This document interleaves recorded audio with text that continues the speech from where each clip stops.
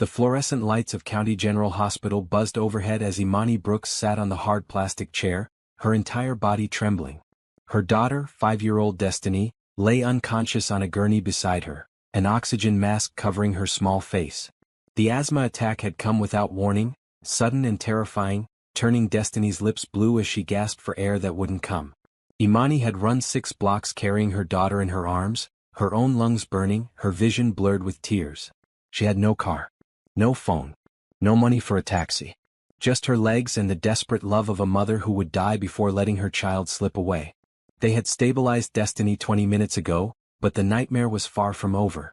"Ms. Brooks," the hospital administrator said, her voice clipped and professional as she approached with a clipboard. The woman wore a crisp white blouse and had her hair pulled back so tight it looked painful. "We need to discuss payment arrangements." Imani looked up, her dark brown eyes rimmed with red. She wore the same green cleaning uniform she'd had on for the past 12 hours, working her shift at the office building downtown. The smell of industrial cleaner still clung to her clothes. "I don't have insurance right now. I lost my other job last month and—" "The bill is currently at $4,300, the administrator interrupted. "That's just for the emergency treatment. If we admit her overnight for observation, which the doctor recommends, it will be significantly more. $4,000 might as well have been $4 million. Imani had $17 in her pocket. That was supposed to buy groceries for the week. "I can pay in installments," Imani said, her voice cracking. "I work 2 jobs. I can give you something every week." The administrator's expression didn't change.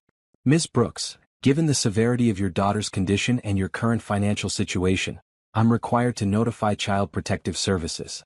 A child with severe asthma needs consistent medical care, proper housing, medication." "No." The word came out sharp, almost a shout. Several nurses looked over. Imani lowered her voice, but her hands clenched into fists. "You cannot take my daughter. I take care of her. I love her.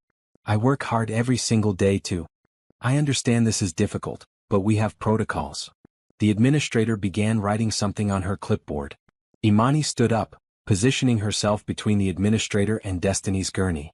Her heart pounded so hard she thought it might burst through her chest. This could not be happening. She had fled from an abusive relationship, left everything behind, worked herself to exhaustion trying to build a safe life for Destiny. And now they wanted to take her baby because she was poor? "Please," Imani whispered, her pride crumbling. "Please don't do this. She's all I have. I'll figure out the money. I'll work more hours. I'll do anything." The administrator opened her mouth to respond, but a deep male voice cut through the tension. "Excuse me, what's the total amount owed?" Both women turned. A man stood a few feet away, tall and broad-shouldered, wearing an expensive navy blue suit that probably cost more than Imani made in 3 months. He had light brown skin, neatly trimmed hair with touches of gray at the temples, and the kind of confident posture that came from a lifetime of having doors opened for him. The administrator blinked, clearly taken aback by the interruption. "Sir, this is a private matter." "The total," the man repeated, his tone polite but firm. He looked directly at the administrator with steady gray eyes. "How much does she owe right now?" $4,300 for emergency services," the administrator stammered. "But if the child is admitted—" The man pulled out a black leather wallet and extracted a credit card. "Add another $10,000 to cover the overnight stay, medications, follow-up appointments, and whatever else this child needs. I'll handle it." Imani's mouth fell open. She stared at this stranger, trying to make sense of what was happening. "I can't. I don't even know you. Why would you?" He turned to her, and something in his expression made her pause. It wasn't pity. It wasn't superiority. It was something deeper, something that looked almost like understanding. "Because I know what it's like to feel helpless," he said quietly. "And because no mother should have to choose between her child's health and keeping her family together." The administrator looked between them, clearly confused by this development but not about to turn down payment. "Sir, if you're serious, I'll need to process this at the billing desk." "I'm completely serious." He handed her the card. "I'll follow you." As the administrator hurried away, clutching the credit card like a winning lottery ticket, the man turned back to Imani. She stood frozen, her mind unable to process this sudden turn of events. "I don't understand," she managed to say. "You don't know us. You don't owe us anything." "I don't need to know you to help," he replied simply. "My name is Harrison Mitchell." He extended his hand. Imani looked at it for a long moment before slowly reaching out to shake it. His grip was warm and firm. "Imani Brooks," she said. "And that's my daughter, Destiny." Harrison glanced at the little girl on the gurney, still unconscious but breathing steadily through the oxygen mask. Something flickered across his face, an emotion Imani couldn't quite identify. "Beautiful name," he said softly. "How old is she?" "Fuck. She just turned 5 last month." Imani's voice broke on the last word and she quickly wiped her eyes. She would not cry in front of this stranger no matter how kind he seemed. "Listen," Harrison said, his voice gentle. "I know this is overwhelming. But right now the most important thing is making sure Destiny gets the care she needs. Everything else we can figure out later." "We." The word hung in the air between them. There was no we. There was just Imani and Destiny, the way it had been for 2 years since she'd finally gathered the courage to leave Jerome, Destiny's father, after one beating too many. But before she could protest, Harrison walked over to Destiny's gurney. He looked down at the little girl with such tenderness that it made Imani's chest ache. "She's going to be okay," he said, and somehow Imani believed him. Have you ever wondered what you would do if a stranger offered to change your entire life in a single moment? Would you trust them? Would you take the help? Drop a comment below and let me know what you think Imani should do next. And if you're enjoying this story, please subscribe so you don't miss what happens when Harrison makes an even bigger offer that will shock you. The next hour passed in a blur. Harrison returned from the billing office, everything settled. The administrator's attitude had completely changed, suddenly all smiles and concern. They admitted Destiny to a private room upstairs, a luxury Imani had never experienced in any of her previous hospital visits. The pediatrician, Dr. Reynolds, a woman with kind eyes and graying hair, examined Destiny thoroughly. She prescribed new medications, a better inhaler, and recommended environmental changes to reduce asthma triggers. "She'll need to avoid dust, mold, and cigarette smoke," Dr. Reynolds explained, making notes on her tablet. "Ideally, she should have an air purifier in her bedroom. And given the severity of this attack, I'd like to see her back in 2 weeks for a follow-up." Imani nodded mechanically, not mentioning that their current apartment, a tiny studio in a building that should have been condemned years ago, was full of mold and had neighbors who smoked constantly in the hallways. An air purifier was not even close to being in the budget. Harrison, who had stayed throughout the examination despite Imani's repeated insistence that he could leave, caught the worried look on her face. "I'll take care of the air purifier," he said. "And the follow-up appointment." "You've done too much already," Imani protested weakly. "I can't keep accepting." "You can and you will." His tone was kind but left no room for argument. "At least until you're back on your feet." Dr. Reynolds looked between them with an approving smile, clearly assuming Harrison was Imani's husband or boyfriend. Imani didn't correct her. It was easier than explaining the truth, which she barely understood herself. By 4 a.m., Destiny woke up. Her eyes fluttered open, and she looked around the unfamiliar room with confusion. "Mama?" Her voice was hoarse from the breathing tube they'd used earlier. "I'm right here, baby." Imani rushed to her bedside, taking Destiny's small hand in both of hers. "You're okay. You're safe. You had a bad asthma attack but the doctors helped you." Destiny's gaze drifted past Imani to Harrison, who stood a respectful distance away. "Who's that?" "That's Mr. Mitchell," Imani said. "He's a very kind man who helped us tonight." "You can call me Harrison," he said, moving a bit closer. He smiled at Destiny, and Imani noticed the way his entire face softened. "How are you feeling?" "Tired," Destiny whispered. "And my throat hurts." "The doctor said that's normal," Harrison told her. "It should feel better soon." "You're very brave." Destiny managed a small smile before her eyes grew heavy again. Within minutes she drifted back to sleep, her breathing even and steady. Imani finally allowed herself to collapse into the chair beside the bed. The adrenaline that had been keeping her upright for hours was fading, leaving behind bone-deep exhaustion. "You should get some rest too," Harrison said. "I can't sleep. What if she wakes up and needs something?" Imani rubbed her face with both hands. "Besides, I called in sick to work. I need to find someone to cover my morning shift, or I'll lose that job too." "What do you do?" "I clean office buildings. Night shift at one place, morning shift at another." She laughed bitterly. "Or I used to have both. I'll probably get fired from the morning one for this no-call, no-show." Harrison was quiet for a moment. Then he sat down in the chair next to hers. "Imani, can I ask you something?" She looked at him warily. Here it comes, she thought. The catch. The real reason he was being so generous. Men like him didn't help women like her without expecting something in return. What would you say if I told you I wanted to help you and Destiny with more than just tonight's hospital bill? I'd say that depends on what you want in exchange. Her voice came out harder than she'd intended, but she'd learned the hard way that nothing in life was free. I don't want anything that you're thinking, Harrison said, meeting her eyes steadily. I'm not that kind of man. But I do have a proposition for you. One that might sound crazy, but I'd like you to hear me out. Imani's heart started pounding again. What kind of proposition? Harrison leaned forward, his elbows on his knees, his expression serious. I'm 35 years old. I've built a successful company. I have more money than I know what to do with. But there's one thing I can't have, no matter how much money I throw at it. He paused and Imani waited, barely breathing. I can't have children, Harrison continued, his voice rough with emotion. I have a medical condition that makes it impossible. I've known since I was 27. For a long time I buried myself in work, told myself it didn't matter. But lately I've realized how empty my life is. I go home to a huge house with no one in it.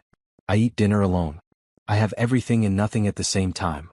Imani's defensiveness wavered slightly. She heard real pain in his voice, a loneliness that echoed her own. Tonight, when I walked past and heard you begging not to have your daughter taken away, something inside me just broke open, Harrison said. I saw you fighting so hard for her, willing to sacrifice everything. And I thought about how much I wish I had that. Someone to fight for. Someone to come home to. I don't understand what you're asking me, Imani said softly. Harrison took a deep breath. I want to meet you and Destiny for dinner tomorrow evening. Somewhere nice but comfortable. No pressure, no obligations. I just want to talk to both of you, get to know you a little. And then, if you're willing, I have a proposal that could change all of our lives. What kind of proposal? Let's have dinner first, Harrison said, standing up. I don't want to overwhelm you more than I already have tonight. But I promise you, Imani, I'm not trying to take advantage of you. I just want a chance to explain something that's been on my mind for a very long time. He pulled out his wallet again and extracted a business card. My personal cell phone number is on the back. Call me tomorrow when you're ready and I'll arrange everything. Dinner, transportation, whatever you need. Imani took the card with numb fingers. Harrison Mitchell, CEO, Mitchell Technologies. The address listed was in the most expensive part of the city. Why us? She whispered. You could help anyone. You could do anything. Harrison looked back at Destiny, sleeping peacefully in the hospital bed. Because when I saw you tonight, I didn't just see a mother and daughter in trouble. I saw a family that deserves a chance. And maybe, just maybe, I saw my own chance at having what I've always wanted. He walked to the door, then turned back. Get some rest, Imani. Everything's going to be okay. I promise. And then he was gone, leaving Imani alone with a sleeping Destiny, a business card worth more than gold, and 1,000 questions spinning through her exhausted mind. She looked at her daughter, so small and fragile in the big hospital bed. Destiny deserved better than their moldy apartment, better than a mother who worked herself to death and still couldn't afford basic medical care. She deserved stability, safety, a real future. Whatever Harrison Mitchell wanted to propose, Imani decided in that moment she would at least hear him out. For Destiny's sake, if nothing else. Because sometimes the scariest thing wasn't accepting help from a stranger. Sometimes the scariest thing was realizing you had no choice but to trust them. Morning light filtered through the hospital window when Imani woke up, her neck stiff from sleeping in the chair. For a moment she forgot where she was. Then it all came rushing back. The asthma attack. The hospital. Harrison Mitchell. She looked at his business card, which she'd been clutching so tightly it had left creases in her palm. Had last night really happened? Had a stranger really paid over $14,000 for them without blinking? Mama? Destiny's voice was stronger this morning, almost back to normal. Hey, baby girl. Imani moved to the bed, brushing Destiny's braids back from her forehead. How do you feel? Better. Can we go home? Home. The word felt hollow. Their apartment wasn't a home. It was just a place to sleep between shifts, a constant source of stress and worry. Soon, Imani promised. The doctor wants to check on you first. Dr. Reynolds arrived an hour later, pleased with Destiny's progress. The medication worked well. You can take her home today, but you'll need to fill these prescriptions right away. She handed Imani several prescription slips. And remember what I said about the air purifier and avoiding triggers. Imani nodded, doing quick math in her head. Even with her employee discount at the pharmacy where her cousin worked, those medications would cost at least $150. Money she didn't have. After Dr. Reynolds left, a nurse came in with discharge papers and a large gift bag. "This was dropped off for Destiny this morning," the nurse said, smiling. "Along with these." She pointed to 3 beautiful bouquets of bright red and yellow flowers sitting on the windowsill that Imani hadn't noticed. Imani's hands shook as she opened the bag. Inside was a brand new teddy bear, several children's books, a coloring set, and at the bottom an envelope. She opened it to find a note in neat handwriting. "Imani and Destiny, I hope you both rested well. The prescriptions have been filled and paid for at the pharmacy on the first floor. The nurse will bring them before you leave. I also took the liberty of arranging a car service to take you home.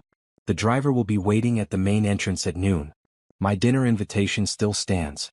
No pressure, but I hope you'll call. Harrison." Tucked behind the note were 5 crisp $100 bills. Imani stared at the money, her vision blurring. $500. That was groceries for a month. That was the electricity bill she'd been dreading. That was hope. "Mama, look at the bear." Destiny hugged the stuffed animal, which was nearly as big as she was. "He has a blue ribbon." Whoa. Harrison had been wearing blue. Imani shook her head. She was reading too much into things. The man was just being kind. Wealthy people did charity sometimes. That's all this was. Except it didn't feel like charity. It felt personal.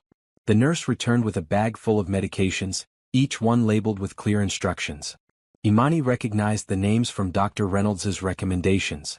These were the good ones, the expensive brands that actually worked, not the cheap generics that barely helped. At noon exactly, Imani carried Destiny out of the hospital to find a sleek black car waiting. The driver, an older gentleman in a pressed uniform, smiled warmly. "Miss Brooks? I'm Thomas.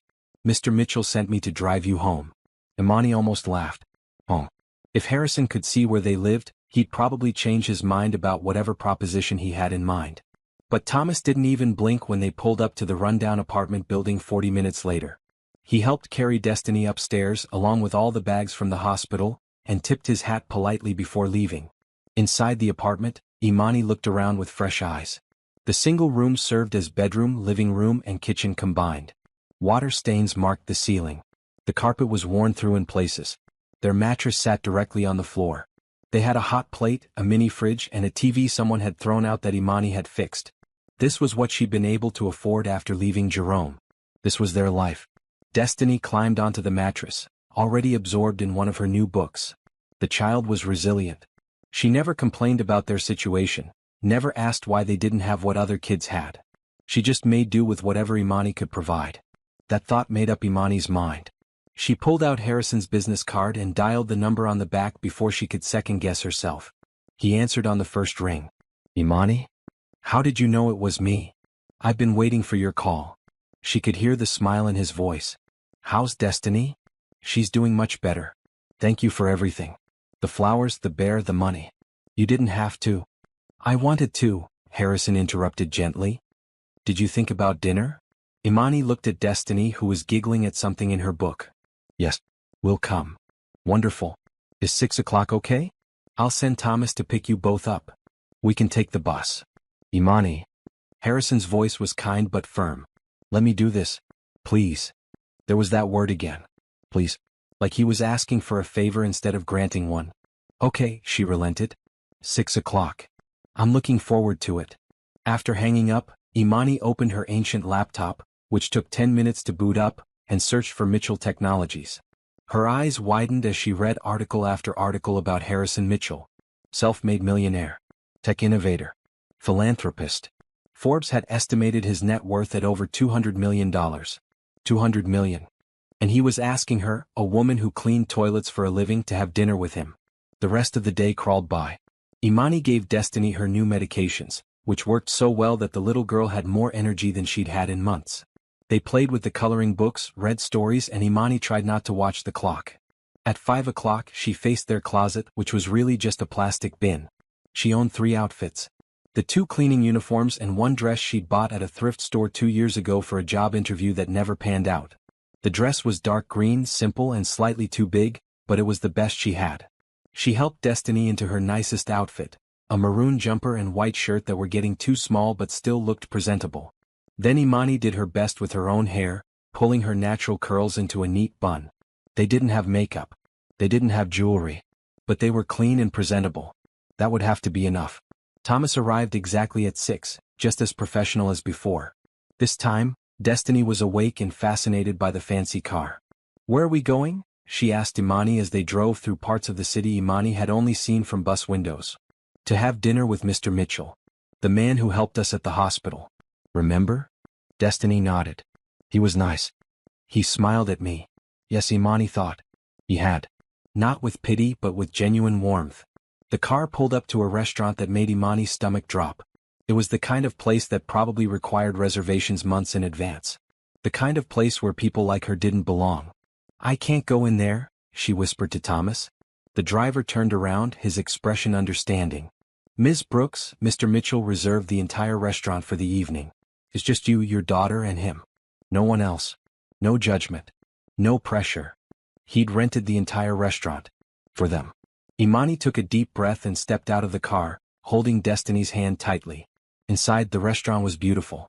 Soft lighting, elegant decorations, and at a table in the center, Harrison stood up as they entered. He wore dark slacks and a crisp red button-down shirt, looking effortlessly handsome. "Imani, Destiny." He smiled, walking over to greet them. "I'm so glad you came." He shook Imani's hand, then crouched down to Destiny's level. "How are you feeling, sweetheart?" "Good," Destiny said shyly. "Thank you for the bear. I named him Blue." Harrison's smile grew wider. "Blue is a perfect name. Come on, let's eat." "I wasn't sure what you liked, so I had them prepare a bunch of different options." The next 2 hours were unlike anything Imani had experienced. Harrison talked to Destiny with genuine interest, asking about her favorite colors, her favorite stories, what she wanted to be when she grew up. "A doctor," Destiny announced proudly. "So I can help people like the doctors helped me." "That's a wonderful dream," Harrison said. "You know, I have a friend who's a doctor. Maybe someday I can introduce you to her." They ate amazing food. Destiny had chicken fingers and fries, giggling as Harrison showed her how to make funny faces with ketchup. Imani had salmon that melted in her mouth, vegetables she couldn't even name, and bread so fresh it was still warm. For dessert, they shared a chocolate cake that Destiny declared was the best thing ever. Throughout the meal, Harrison shared bits of his own life. He'd grown up poor, raised by a single mother who'd worked 3 jobs to put him through community college. He'd built his company from nothing, taking risks and working 18-hour days. "My mother passed away 5 years ago," he said quietly. "Cancer. She never got to see me successful. That's one of my biggest regrets." "I'm sorry," Imani said, meaning it. She understood loss. Her own father had died when she was 12. After dessert, while Destiny colored on a placemat the waiter had brought, Harrison looked at Imani seriously. "I want to tell you about my medical condition," he said. "I think it's important you understand." Imani nodded, listening as he explained. When he was 27, he'd been diagnosed with a rare genetic disorder that affected his fertility.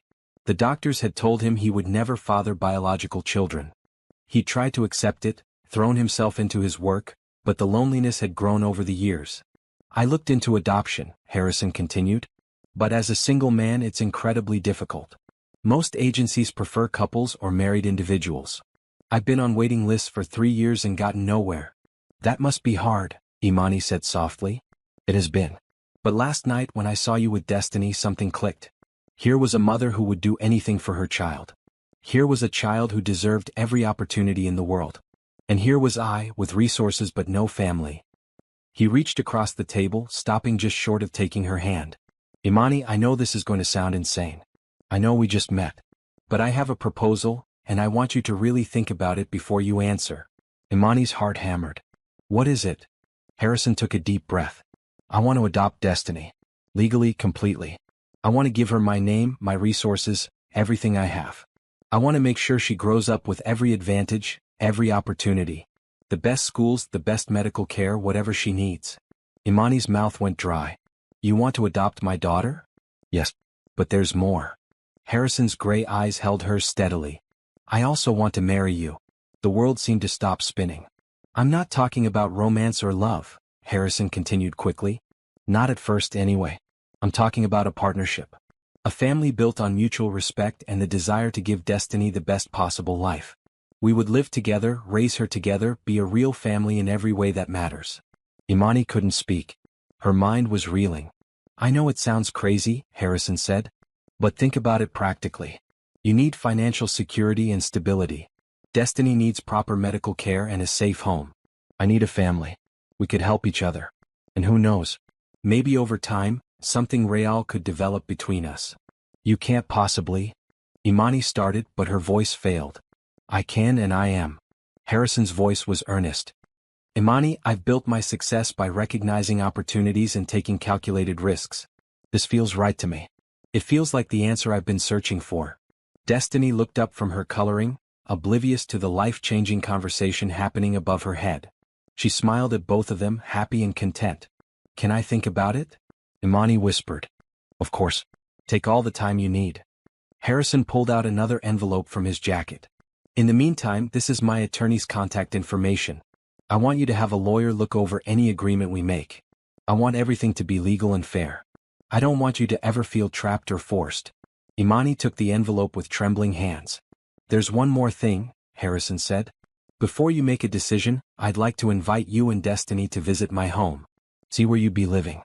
Make sure it's somewhere you could be comfortable. Maybe this weekend? Okay, Imani heard herself say. This weekend. The ride home passed in a daze. Destiny fell asleep against Imani's shoulder, exhausted from the excitement.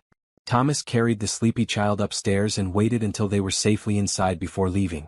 Alone in their shabby apartment, Imani laid Destiny on the mattress and covered her with their thin blanket. Then she sat on the floor, Harrison's business card in one hand and the attorney's envelope in the other. Marry a stranger. Let him adopt Destiny. Move into his world. It was insane. It was impossible. It was everything she'd never dared to dream about. She thought about Destiny's future. Real medical care. Good schools. A safe home. Everything Imani had been trying so desperately to provide but couldn't. She thought about Harrison's eyes when he'd looked at Destiny. The tenderness there had been real. The longing for family had been genuine. And she thought about his words. Who knows? Maybe over time, something real could develop between us. Could it? Could she actually fall in love with a man who was offering her a business arrangement? Did it even matter if the arrangement gave Destiny everything she deserved? Imani pulled out her phone and looked at the balance in her bank account. -$12, thanks to an overdraft fee she'd incurred last week. Then she looked at her daughter, sleeping peacefully, breathing easily thanks to the expensive medications Harrison had bought. Sometimes love wasn't the fairy tale. Sometimes love was doing whatever it took to protect your child. Even if it meant marrying a man you just met. Even if it meant accepting help you'd never dare to ask for. Even if it meant trusting a stranger with your entire future. Imani made her decision right then in that cold apartment, watching her daughter sleep. She would say yes. For Destiny's sake, she would say yes to all of it. Saturday arrived faster than Imani expected. She'd barely slept, her mind spinning through endless scenarios and what-ifs. During the day she kept her phone close, half expecting Harrison to call and say he'd changed his mind. That he'd realized how ridiculous his proposal was. But the call that came was Thomas, confirming he'd pick them up at noon. We're something comfortable, Harrison's message said. We'll just be relaxing and getting to know each other better. Comfortable. Imani looked at their meager wardrobe and settled on clean jeans and the same green dress worn as a shirt. Destiny wore her maroon jumper again. It was the best they had. The drive took nearly an hour, leaving the crowded city behind for sprawling suburbs and finally a gated community where each house sat on what looked like acres of land. Mama, look at the big houses, Destiny pressed her face to the window. They're like castles. When Thomas turned through iron gates onto a private drive, Imani's breath caught. The house, if you could call it that, was massive. 3 stories of cream-colored stone and huge windows, surrounded by perfectly manicured gardens. A fountain bubbled in the circular driveway. This can't be real, Imani whispered. Mr. Mitchell has worked very hard, Thomas said kindly. He's also a very good man. Don't let the money intimidate you. Easy for him to say. Thomas wasn't about to walk into a mansion and pretend he belonged there.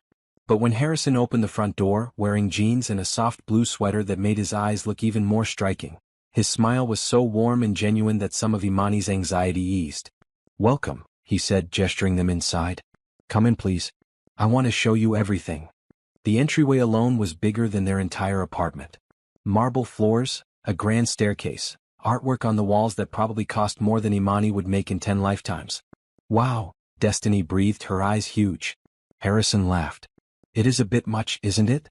I bought it 3 years ago thinking I'd grow into it. Instead, it just feels empty most days. He led them through the house, pointing out the chef's kitchen, the dining room with a table that could seat 20, the library filled with books, the home theater, the gym. Each room was beautiful and perfectly decorated. But it was the next room that made Destiny gasp with pure delight. "I thought if this works out, Destiny might like this room," Harrison said, opening a door on the second floor. Inside was a child's dream. The walls were painted soft pink with white clouds and butterflies. There was a bed shaped like a castle with gauzy curtains, shelves filled with toys and books, a window seat overlooking the gardens, and in the corner, a small desk perfect for homework. For me. Destiny looked between Harrison and Imani, hardly daring to believe it. "If you decide to live here, yes," Harrison said. "But only if your mama says it's okay." Destiny ran to Imani, tugging on her hand. "Mama, can we?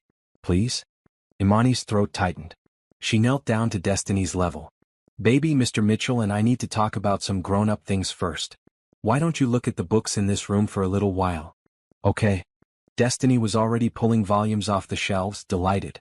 Harrison led Imani to a sitting room down the hall. Floor-to-ceiling windows overlooked the property. The furniture was modern but comfortable. He gestured to a leather couch and took a seat across from her in a matching chair. "So," he said, "have you thought about my proposal?" Imani folded her hands in her lap to keep them from shaking. "I have. I even called that attorney you recommended." She explained how everything would work legally. Harrison nodded. "And? I have questions first." "Of course. Ask me anything." Imani took a breath. "Why marriage? If you just want to adopt Destiny, couldn't you do that without marrying me?" "Legally it would be very difficult," Harrison explained. "Family courts heavily favor two-parent households, especially for children with medical needs. A married couple adopting is much more likely to be approved than a single man trying to take a child from her biological mother. So this is just a practical arrangement." "It starts that way, yes." Harrison leaned forward, his expression serious. "But Imani, I'm not going into this planning to keep things cold and businesslike forever. I genuinely want to build a family. I want to come home to people who are happy to see me. I want to have dinner together and hear about everyone's day. I want birthdays and holidays and all the ordinary moments that make life meaningful. What if we can't stand each other after a few months? That's why I want to be completely transparent about expectations." Harrison pulled out a folder from the side table. "I had my attorney draw up a preliminary agreement. Nothing is set in stone yet, and you should have your own lawyer review everything. But basically, here's what I'm proposing." He walked her through it. They would marry within a month to start the adoption process immediately. Imani and Destiny would move in right away. Harrison would pay for everything: housing, food, medical care, education, everything. Imani would have her own bank account with a monthly allowance, no questions asked about how she spent it. "If after a year you decide this isn't working, we can divorce amicably," Harrison continued. "You'll receive a settlement that will allow you to live comfortably and support Destiny. The adoption papers would be structured so we'd share custody, but Destiny would still have all the advantages of being my legal daughter." "You just let us go?" Imani couldn't hide her disbelief. "After giving us all this?" "I'm not doing this to trap you."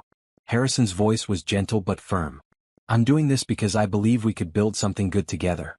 But I also know you can't force connection. If it doesn't happen naturally, I'd rather you be happy somewhere else than miserable here." Imani looked down at the contract, the words blurring. This man was offering her a way out of poverty, a future for Destiny, and an escape route if it all went wrong. It was more than generous. It was almost too good to be true. "What about the physical side of marriage?" she asked, forcing herself to meet his eyes. "You said you want a real family, but—" "We take that at whatever pace feels right," Harrison said, his cheeks coloring slightly. "I'm not expecting anything from you that you're not ready to give. We can have separate bedrooms at first. We can take things slow. I want you to feel safe and comfortable here." Safe. The word resonated through Imani's chest. When was the last time she'd felt truly safe?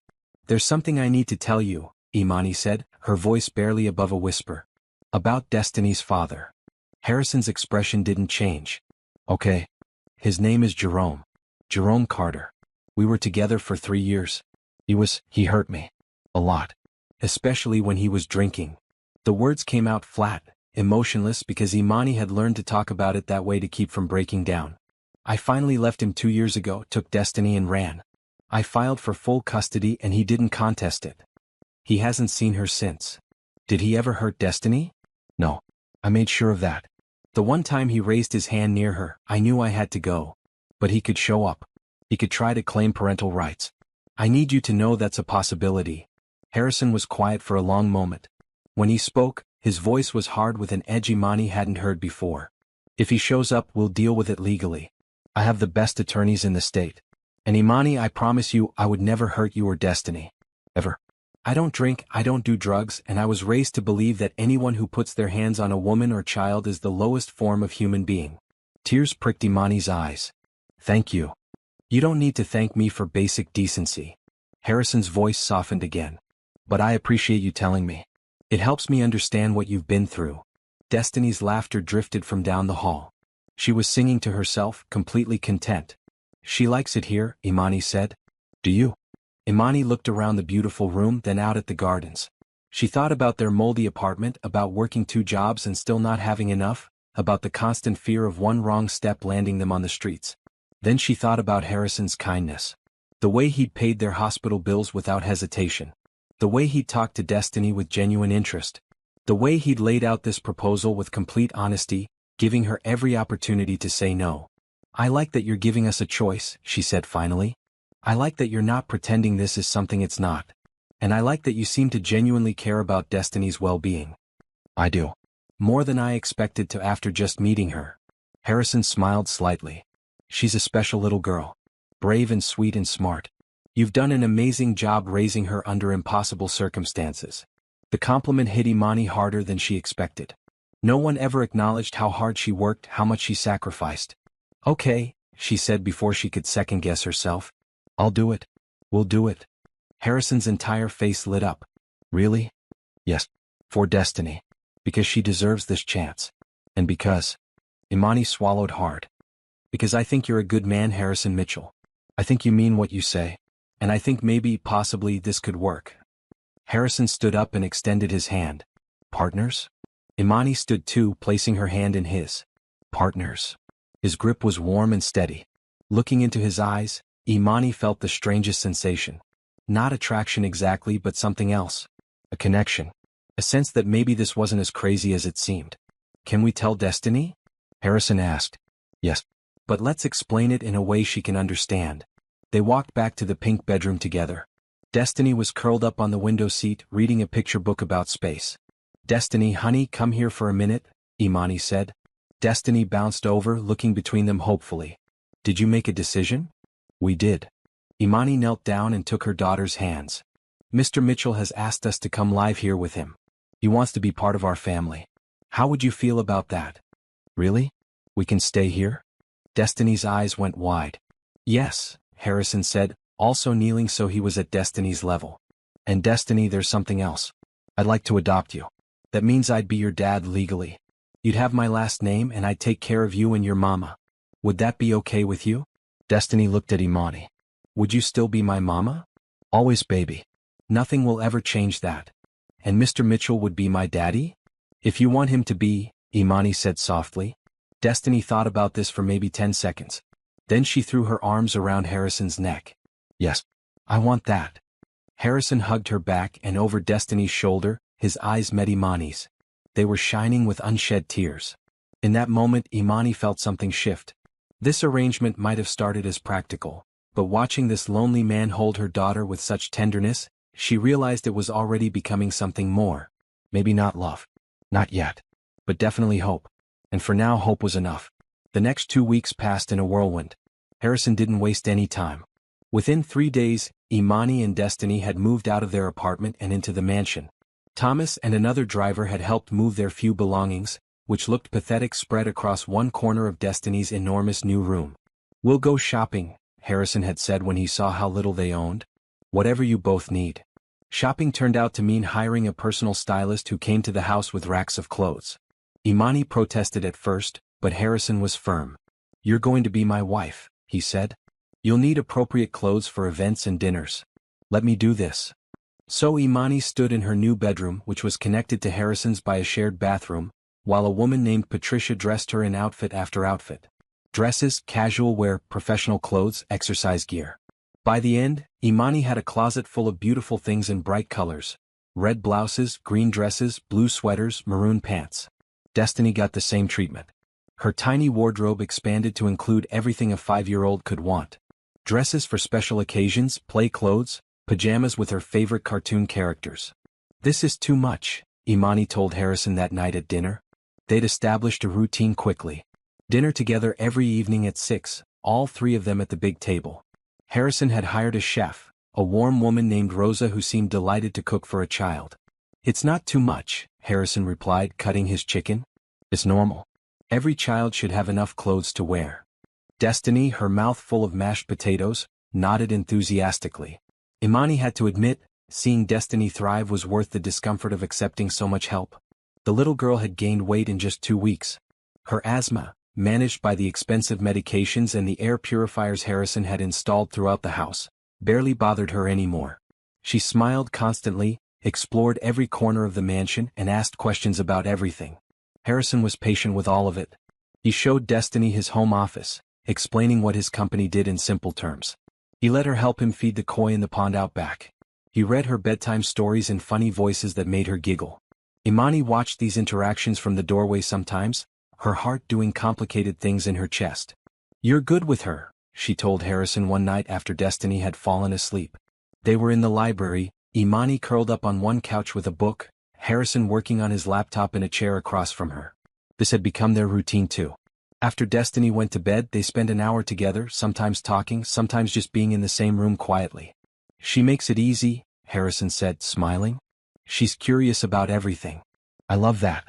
She is curious. Takes after her grandfather. My dad was like that too." Imani closed her book. "He would have liked you. Tell me about him." So Imani did. She talked about her father, who'd worked construction but loved reading. About how he died when she was 12, leaving her mother to raise 3 kids alone. About how she'd met Jerome when she was 19, fresh out of high school with no real plan, and how he'd seemed charming at first. "I got pregnant with Destiny when I was 20, Imani said quietly. "Jerome was furious. He wanted me to get rid of her. I refused, and that's when he first hit me." Harrison's hands tightened on his laptop, but he didn't interrupt. "I stayed because I didn't know what else to do.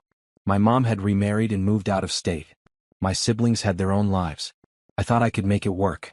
But it just got worse." Imani pulled her knees up to her chest. "Leaving him was the scariest thing I ever did. I had no money, nowhere to go, a newborn baby. But I did it anyway because I knew if I didn't, one day he'd kill me." "You're incredibly brave," Harrison said softly. "I don't feel brave. I feel like I barely survived." "Sometimes that's the same thing." They sat in comfortable silence for a while. Then Harrison closed his laptop. "Can I tell you something?" he asked. "Of course. I'm terrified I'm going to screw this up." His admission surprised her. "I've never been a father. I don't know what I'm doing. What if I make mistakes? What if Destiny ends up resenting me?" "Harrison." Imani set her book aside and moved to sit on the arm of his chair. "You're already doing great. You're patient, kind, and you actually listen to her. That's more than a lot of biological fathers manage. I just want to get it right." "So do I.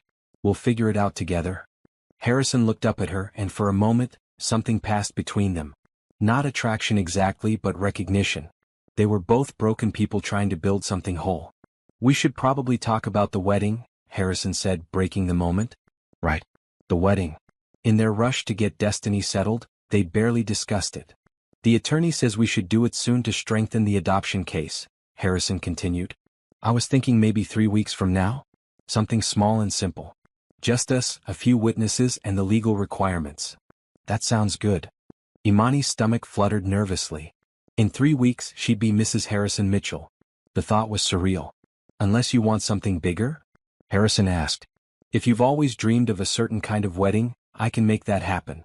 Imani almost laughed. "I don't have dreams like that. I'm just trying to survive day to day." "Well, maybe now you can start having dreams." It was such a simple statement, but it hit Imani hard. Dreams. When had she stopped allowing herself to dream? The next morning, Harrison announced he'd taken the day off work. "We're going out," he told Imani and Destiny over breakfast. "Family outing." "Where?" Destiny bounced in her chair. "You'll see." They ended up at an aquarium 2 hours away. Destiny was transfixed by the fish, the sharks, the dolphins. Harrison bought her a stuffed turtle from the gift shop that she named Shelley and carried everywhere. Watching them together, something in Imani's chest loosened. She pulled out her phone and took a picture of Harrison kneeling next to Destiny in front of the beluga whale tank, both of them pointing and laughing at something. Later, when they stopped for lunch, Imani looked at the photo. They already looked like a family. "What are you smiling at?" Harrison asked, sliding into the booth next to her while Destiny colored on her kids' menu across the table. "Nothing. Just thinking how much has changed in 2 weeks." "Good changes?" "Mostly good. Scary but good." Imani hesitated. "Harrison, I need to ask you something." "Anything. Why are you really doing this? And don't tell me it's just about wanting a family. You could have adopted through an agency eventually. You could have hired a surrogate. Why specifically us?" Harrison was quiet for a long moment, watching Destiny color. "Honestly, I'm not sure I can explain it. When I saw you in that hospital, fighting so hard for your daughter, something just clicked. You reminded me of my mother.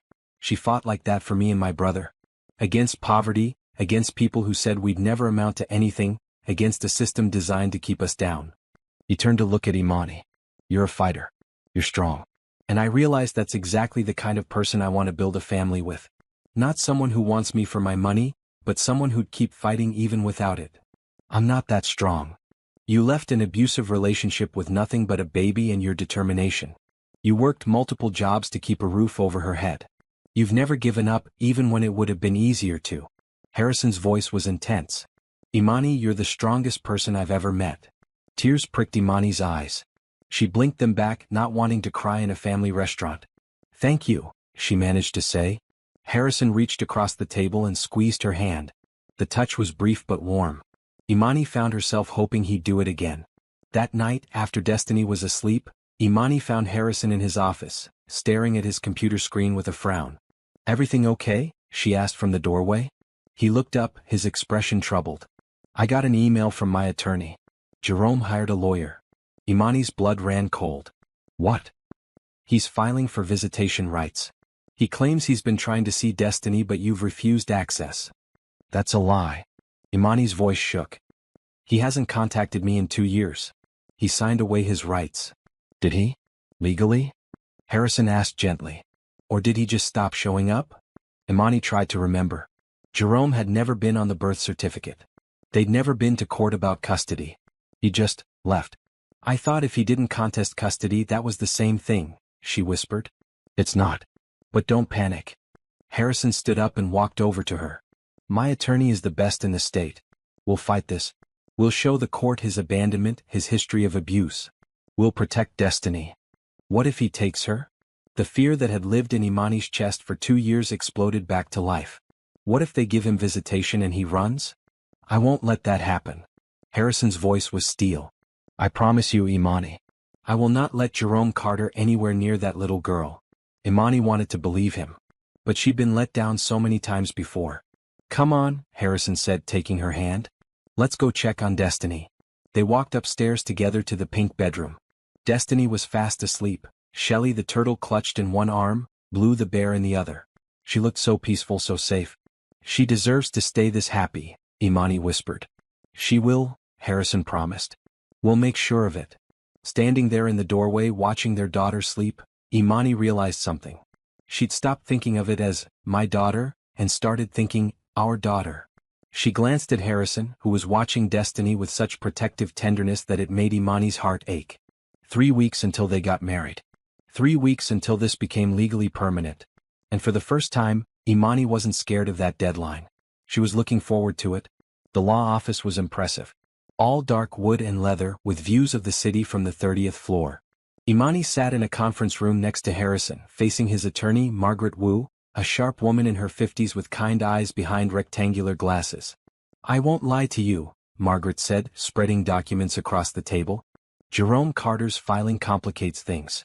He's claiming parental alienation and requesting immediate supervised visitation." "He abandoned us," Imani said, her hands clenched in her lap. "He hasn't sent a single dollar of child support, hasn't called, hasn't even asked how Destiny is doing." "I believe you.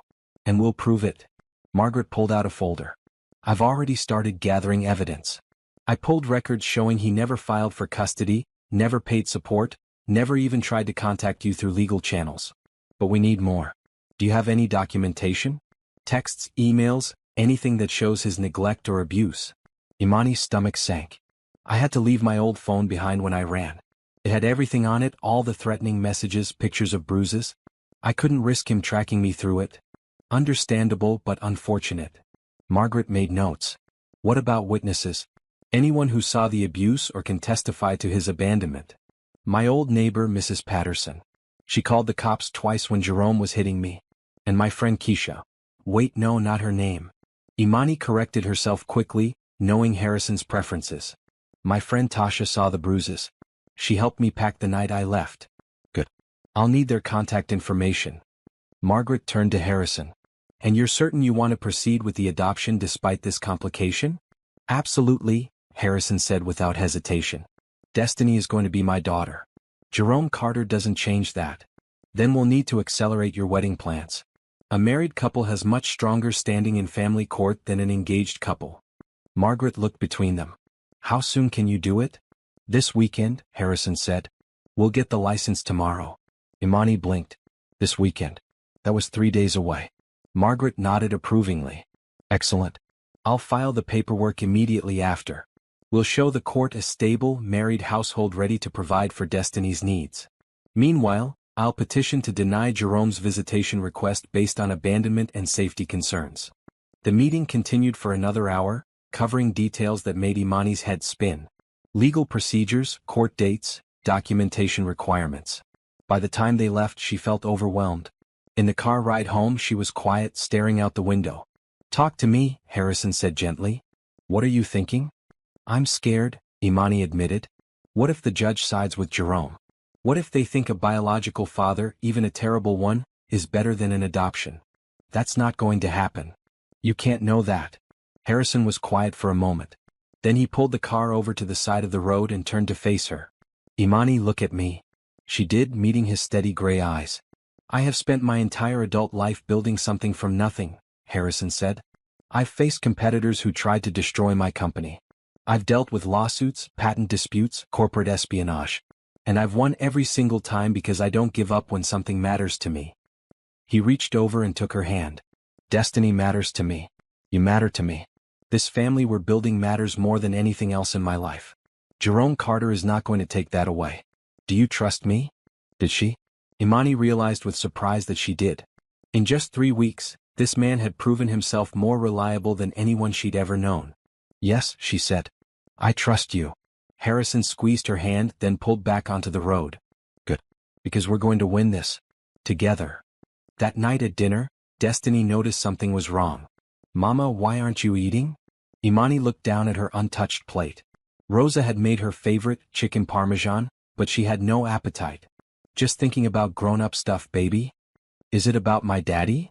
Both Imani and Harrison froze. Destiny had never asked about Jerome before. What do you mean? Imani asked carefully.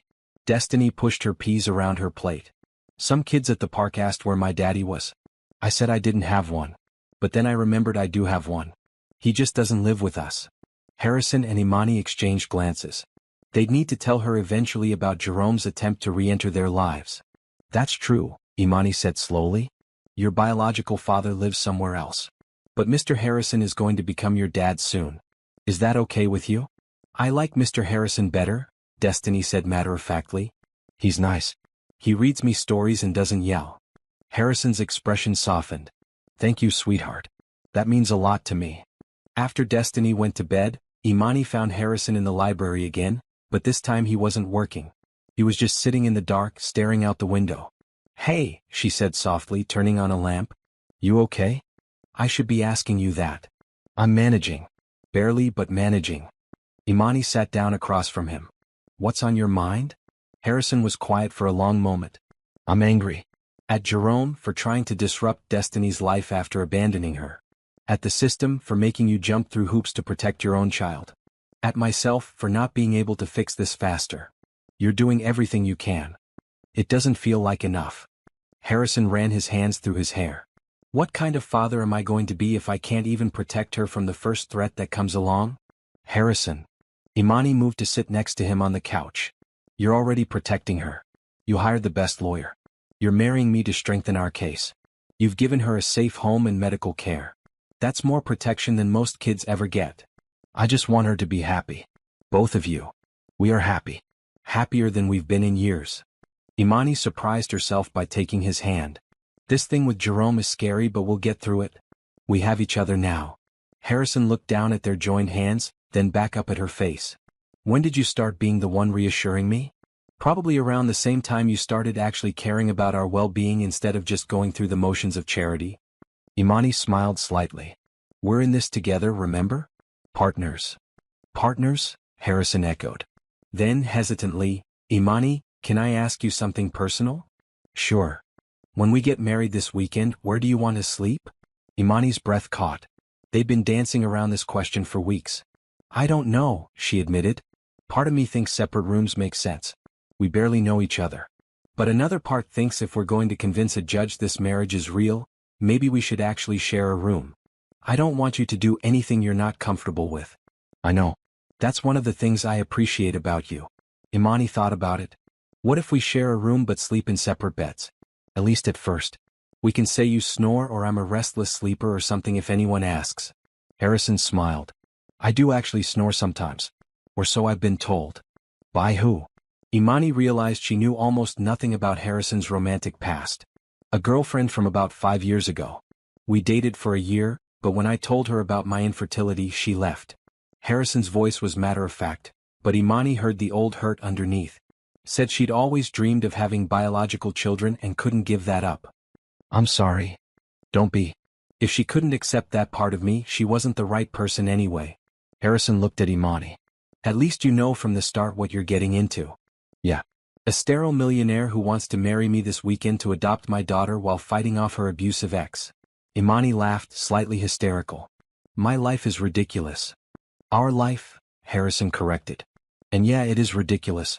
But it's also kind of wonderful, isn't it? Imani thought about Destiny upstairs, safe and healthy and happy. She thought about this beautiful home, the full refrigerator, the lack of constant fear and exhaustion. Yeah, she said softly. It really is. They sat together in comfortable silence for a while. Then Harrison stood up. I should show you something, he said. Come with me. He led her upstairs to the master bedroom. Imani had only been in there a few times, always feeling like she was intruding on Harrison's private space. Now he opened the door to the huge walk-in closet. One side was full of his clothes. The other side, Imani realized with surprise, had been completely cleared out. For you, Harrison said. I had everything moved to the guest room closet. If we're going to share this space, you should have equal room for your things. Imani looked at the empty shelves, the bare hanging rods. You didn't have to do that. Yes, I did. This is your home now. Not a place you're just visiting. Harrison gestured around the bedroom. I was thinking we could get another bed and put it along that wall. Maybe a reading chair by the window. Whatever would make you comfortable. You've really thought about this. I want this to work, Imani. Not just the legal arrangement but the actual partnership. I want you to feel like this is truly your space too. Imani walked to the window, looking out over the moonlit gardens. Less than a month ago, she'd been sleeping on a mattress on the floor, wondering how she'd pay next month's rent. Now she was standing in a mansion, planning to share a bedroom with a man who was offering her the world. Harrison, she said, turning back to him. Why are you so good to us? He came to stand next to her at the window. Because you deserve it. Because Destiny deserves it. And maybe because I deserve to have a family too. When he said it like that, so simple and honest, Imani couldn't help but smile. Okay then, she said. Let's do this. Let's get married this weekend and show Jerome Carter that he doesn't get to waltz back into Destiny's life whenever he feels like it. That's my girl, Harrison said, then caught himself. I mean, that's the spirit. But Imani had noticed the slip. Your girl, she repeated softly. I kind of like that. The look Harrison gave her was warm enough to make her feel things she wasn't quite ready to examine yet. 3 days until the wedding. 3 days until everything changed permanently. And for the first time since this whole crazy arrangement started, Imani realized she wasn't just doing this for Destiny anymore. She was doing it for herself too. Because somewhere along the way she'd started to believe that maybe, just maybe, she deserved happiness as well. If you've ever felt like giving up on love, don't go anywhere. What happens next in this story might just restore your faith in second chances. Make sure you subscribe so you don't miss how Harrison and Imani's relationship takes an unexpected turn that will warm your heart. Drop a comment telling me, would you take a chance on someone offering you everything, even if it started as just an arrangement? The wedding was small and simple, exactly as they'd planned. On Saturday morning, Imani stood in her bedroom, looking at the white dress hanging on the closet door. Not a wedding gown, just a simple knee-length white dress with blue flowers embroidered around the neckline. "You look beautiful, Mama," Destiny said from where she sat on the bed in her maroon dress, the one they'd bought special for this day. "Thank you, baby." Imani's hands shook as she fastened a necklace, a simple silver chain Harrison had given her that morning. A knock sounded at the door. "Imani? You ready?" It was Thomas, who was serving as one of the witnesses. "Almost." 15 minutes later, Imani walked down the grand staircase, Destiny holding her hand. At the bottom, in the living room where they'd rearranged furniture to create a small ceremony space, Harrison waited. He wore a dark blue suit with a red tie. His eyes widened when he saw Imani. "You're stunning," he said softly as she reached him. "You clean up pretty nice yourself." The officiant, a friendly woman named Judge Morrison who Harrison knew personally, smiled at them both. "Shall we begin?" The ceremony was quick. Traditional vows, exchanged with only slight trembling in both their voices. When Judge Morrison said, "You may kiss the bride," Harrison leaned in and gave Imani the gentlest kiss on her lips, barely a touch, but enough to make her heart skip. "I now pronounce you husband and wife," Judge Morrison announced. Destiny cheered and Thomas and Rosa, who'd also witnessed, applauded. Just like that, Imani Brooks became Imani Mitchell. The small reception was just the five of them, with a beautiful cake Rosa had made and champagne for the adults. Destiny got sparkling cider and felt very grown up. "To new beginnings," Harrison toasted, raising his glass. "To family." "To family," Imani echoed, clinking her glass against his. Later, after everyone had left and Destiny was in bed, Imani stood in the master bedroom, looking at the two beds they'd set up. Harrison's king-size bed in its usual place, and a new queen-size bed along the far wall, set up with beautiful green bedding. "This is strange," she said when Harrison came in from checking on Destiny one last time. "Which part? Being married or sharing a room?" "Both. All of it." Imani laughed.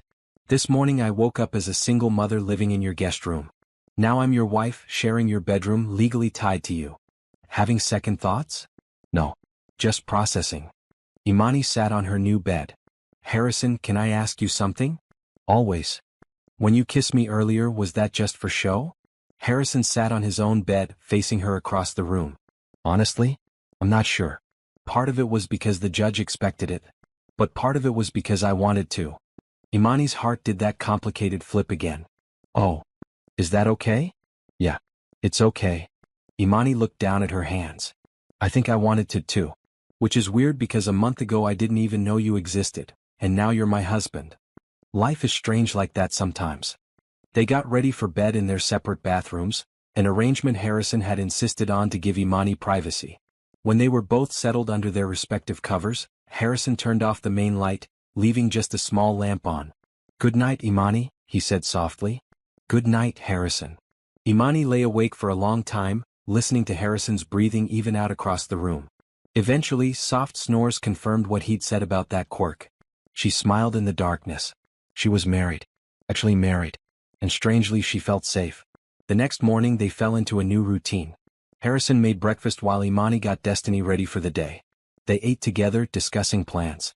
"I was thinking," Harrison said, buttering toast, "maybe we should enroll Destiny in a good preschool program. It would help her socialize with other kids, prepare her for kindergarten next year." "She'd like that," Imani agreed. "She gets lonely here sometimes with just us adults. There's an excellent school about 20 minutes away. I already called and they have openings."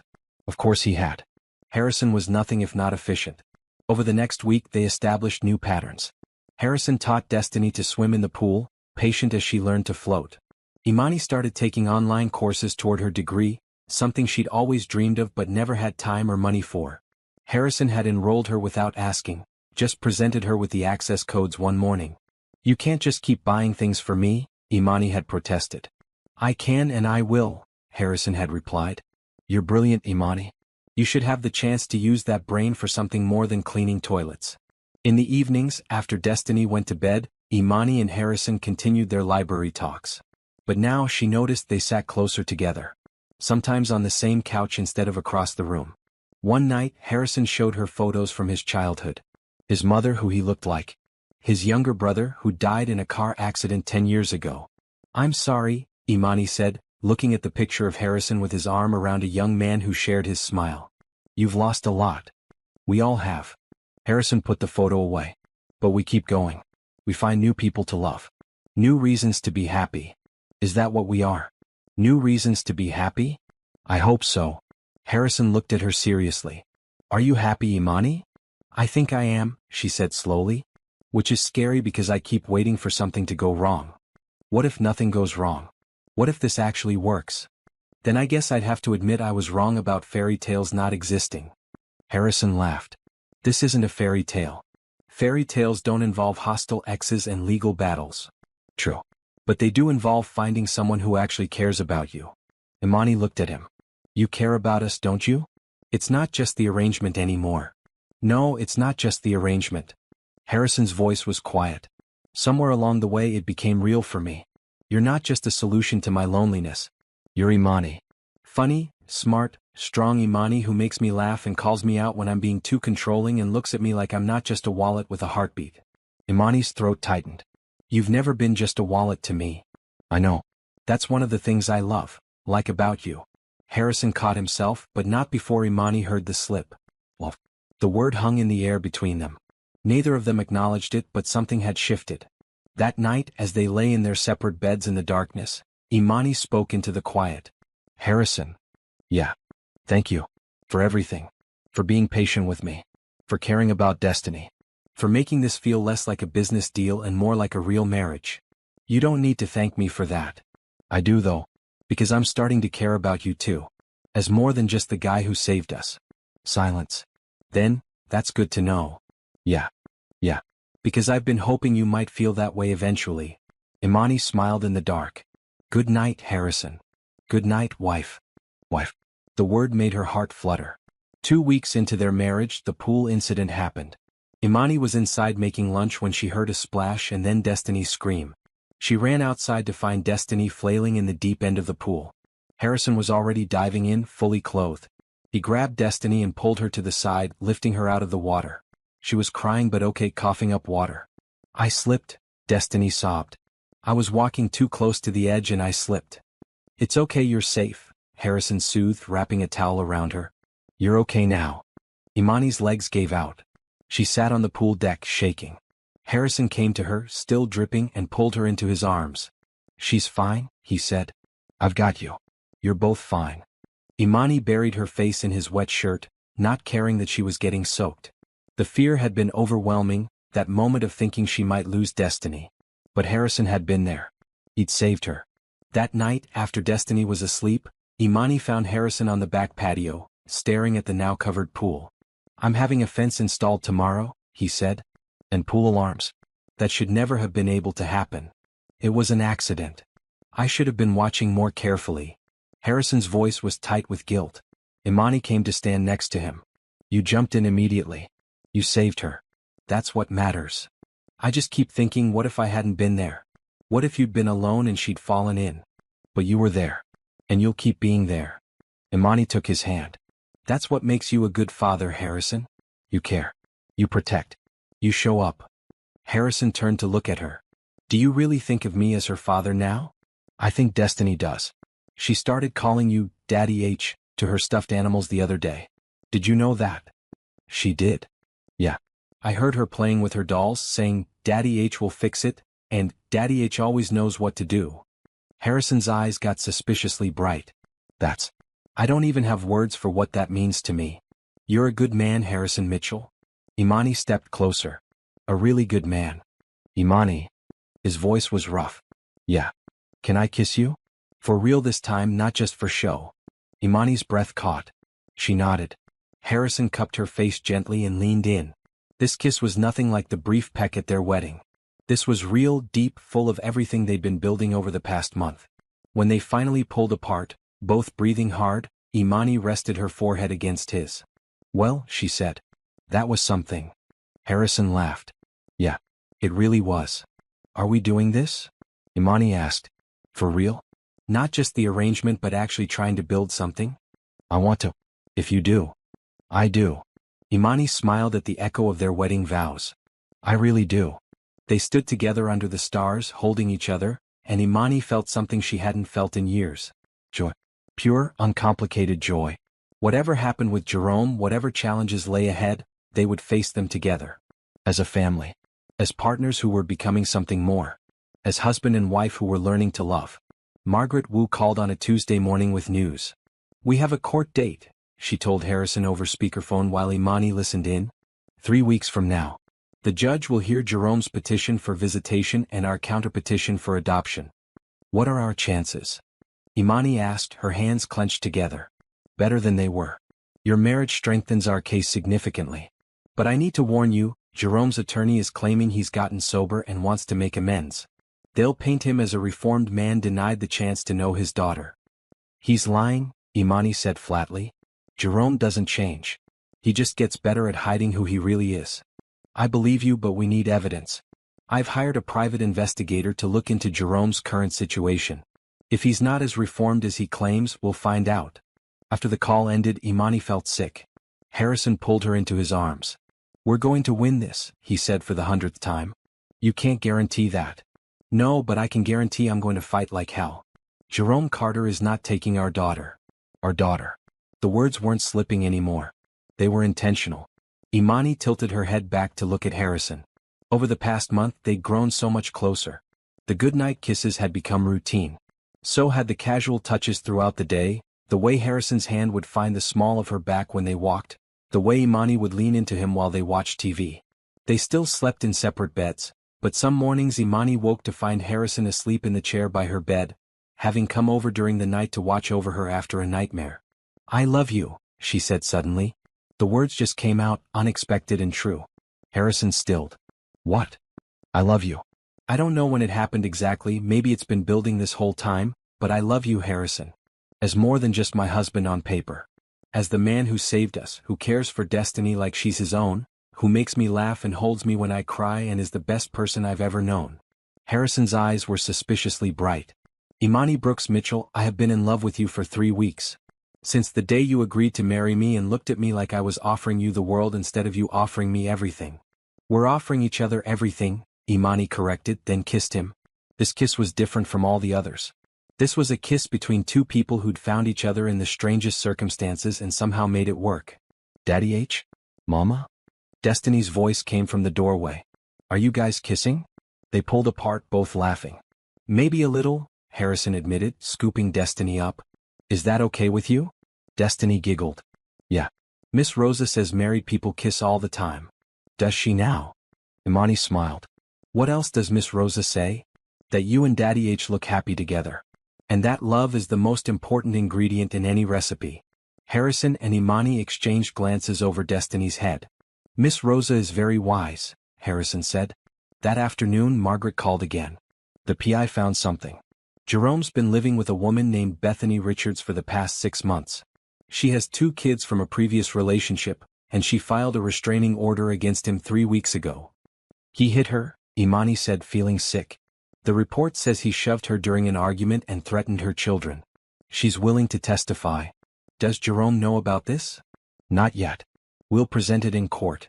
But there's something else. Margaret paused. The PI also dug into Jerome's financial situation. He's deeply in debt. Over $100,000 to various creditors, including some questionable loans from people the PI suspects are involved in illegal lending. Harrison's expression darkened. He's not trying to get Destiny back because he's reformed. He's trying to extort money from us. That's my assessment as well. He probably heard about your marriage and your wealth and saw an opportunity. After hanging up, Harrison paced the living room. I want to confront him. Tell him to stay away from our family. That's exactly what he wants. A reaction from you, evidence that you're controlling or aggressive. Imani went to him, putting her hands on his chest to stop his pacing. We let Margaret handle this legally. We don't give Jerome anything to use against us. I hate this. Harrison's hands came up to cover hers. I hate that he's putting you through this stress. I hate it too. But we're not alone this time. Last time I faced Jerome I had nothing. No support, no resources, no backup. Now I have you. Now we have each other. Harrison pulled her close. Always. You'll always have me. That evening, while Destiny was at her new friend's house for a playdate, another surprise came. The doorbell rang. Harrison answered it to find a woman in her early 60s standing there, well-dressed and nervous. "Can I help you?" Harrison asked. "I'm looking for Imani Brooks. I was told she might be here." The woman's voice shook. "I'm her mother. I'm Gloria." Imani, who'd been in the kitchen, froze at the name. She hadn't spoken to her mother in 3 years, not since a terrible fight right before Imani left Jerome. "Mama?" she said, coming to the door. Gloria's eyes filled with tears. "Imani. Oh, honey, I've been looking for you for so long." Harrison stepped back, giving them space. Imani stood in the doorway, emotions warring across her face. "How did you find me?" she asked. "Your cousin Tasha. She saw the marriage announcement in the paper and called me. Imani, I'm so sorry. For everything. For not believing you about Jerome, for taking his side, for all of it." Imani's hands trembled. "You told me I was being dramatic. You said I should try harder to make my marriage work. I know. I was wrong. So incredibly wrong." Gloria took a shaky breath. "I didn't understand. But 3 months after you left, Jerome came to my house looking for you. When I said I didn't know where you were, he got angry. He grabbed me, Imani. Just for a second, but it was enough for me to see what you'd been living with. He hurt you. Not badly. But it opened my eyes. I filed a police report, got a restraining order, and I've been trying to find you ever since to apologize. To help. To make things right." Imani didn't move for a long moment. Then, slowly, she stepped forward and wrapped her arms around her mother. Both women cried, 3 years of hurt and regret pouring out. Harrison watched from the doorway, his own eyes damp. Later, he would tell Imani that watching her reunite with her mother was one of the most beautiful things he'd ever seen. They invited Gloria inside. Over coffee, she explained that she'd remarried to a kind man named Frank, that she'd moved back to the city 6 months ago hoping to find Imani, that she'd never stopped thinking about her daughter and granddaughter. "Where is Destiny?" Gloria asked, looking around eagerly. "At a friend's house. She'll be back in an hour." Imani wiped her eyes. "Mama, she's grown so much. You'll hardly recognize her. I want to know everything. 3 years is a long time." As Imani caught her mother up, Harrison made himself scarce, giving them privacy. When Destiny came home, bouncing through the door full of stories about her playdate, she stopped short at the sight of the unfamiliar woman. "Destiny, baby, this is your grandma." "My mama?" Imani said gently. "My grandma?" Destiny's eyes went wide. "Hi, sweetheart." Gloria knelt down. "I've missed you so much." "Where were you?" "Far away. But I'm here now, and I'd like to spend time with you if that's okay." Destiny looked at Imani, who nodded. Then the little girl walked over to Gloria and hugged her. Gloria started crying all over again. That night, after Gloria had left with promises to visit again soon, Imani found Harrison in his office. "Thank you," she said. "For what?" "For giving my mother and me space today. For welcoming her into your home without question. For understanding how much that meant to me." Harrison pulled her into his lap. "Your family is my family now. That includes Gloria." Imani rested her head on his shoulder. "My mother wants to testify in court. About Jerome grabbing her, about the restraining order. She says she'll do whatever it takes to make sure he never gets near Destiny. That will help our case tremendously." "I know. Everything is coming together. We have Bethany's testimony, my mother's testimony, all the evidence of Jerome's debts and violence." Imani lifted her head to look at Harrison. "Why do I still feel scared? Because you're human. Because Jerome hurt you for years. Because trusting that things might actually work out is hard when you've been let down before." Harrison cupped her face. "But Imani, I promise you we are going to win. And even if, by some impossible chance, the judge orders supervised visitation, I will make sure you and Destiny are never alone with him. I will hire security, I will be there for every single visit, I will move heaven and earth to keep you both safe. I don't deserve you." "Yes, you do. You deserve everything good in this world." Harrison kissed her forehead. "And I'm going to spend the rest of my life making sure you get it." That night, lying in bed, Imani thought about everything that had happened. Jerome's petition. The evidence against him. Her mother's return. The love she'd found with Harrison. Life was strange and complicated and scary. But for the first time in forever, Imani believed it might also turn out okay. Because she wasn't facing it alone anymore. She had Harrison. She had Gloria. She had a future that looked bright instead of dark. And in 3 weeks, she'd walk into that courtroom and fight for her daughter with an army behind her instead of standing alone. Jerome Carter had no idea what was coming for him. And Imani could hardly wait to show him. The weeks leading up to the court date were intense. Margaret prepared them thoroughly, conducting practice sessions where she grilled Imani about her relationship with Jerome, about her marriage to Harrison, about Destiny's well-being. The opposing counsel will try to paint you as an opportunist, Margaret warned. They'll say you married Harrison for money and that the adoption is you trying to replace Destiny's real father with a wealthy one. That's not true, Imani protested. I know it's not. But you need to be ready to defend your choices calmly and clearly. Don't let them provoke you into anger. Harrison held her hand through all of it. In the evenings, he'd rub her shoulders and tell her she was doing great. Gloria visited 3 times a week, building a relationship with Destiny.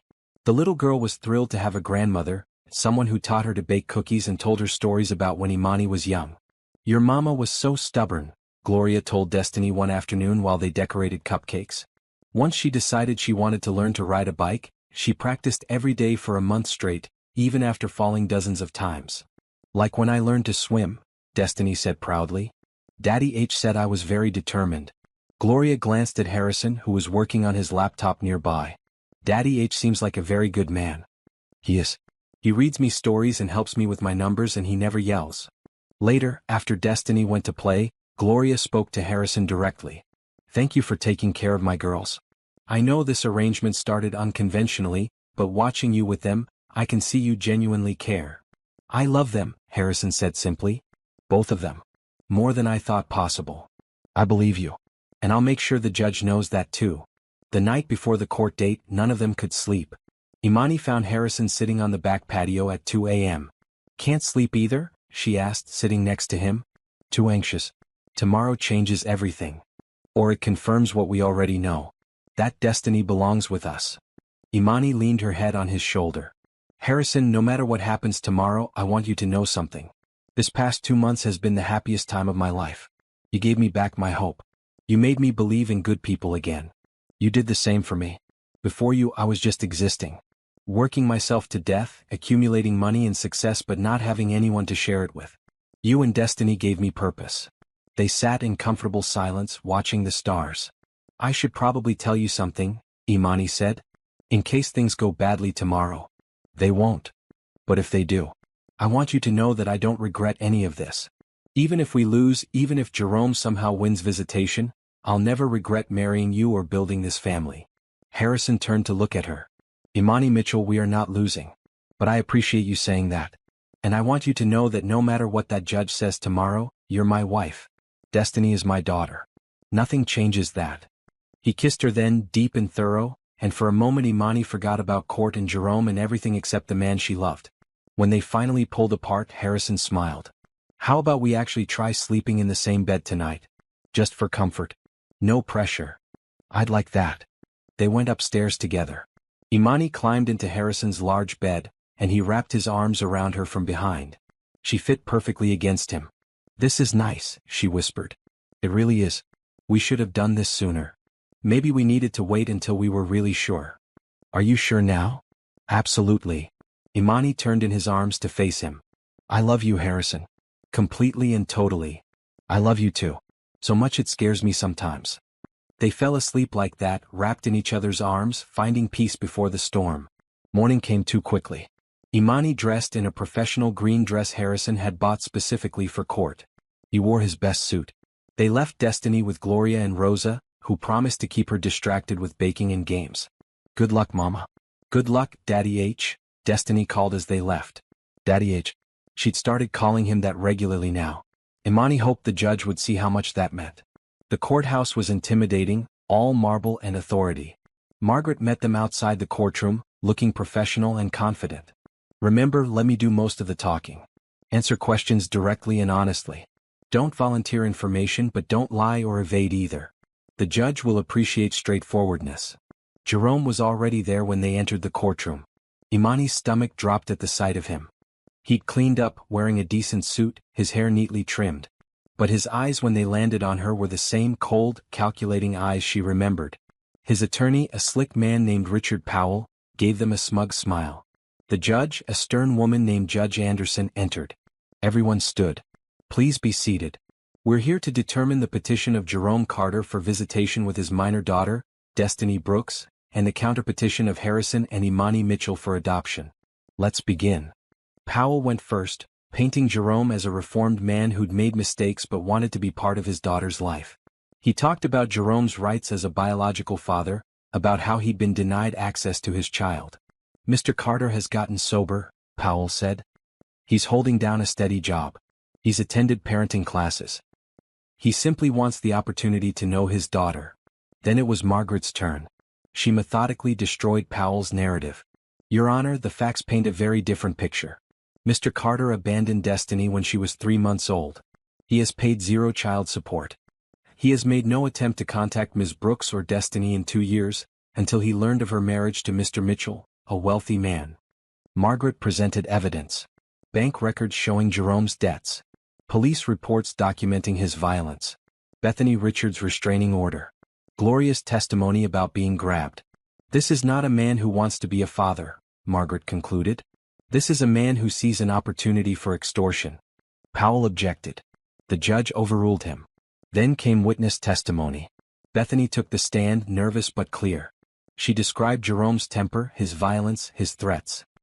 "He told me he was going to get money from his ex, that she'd married some rich guy and he deserved his cut," Bethany said.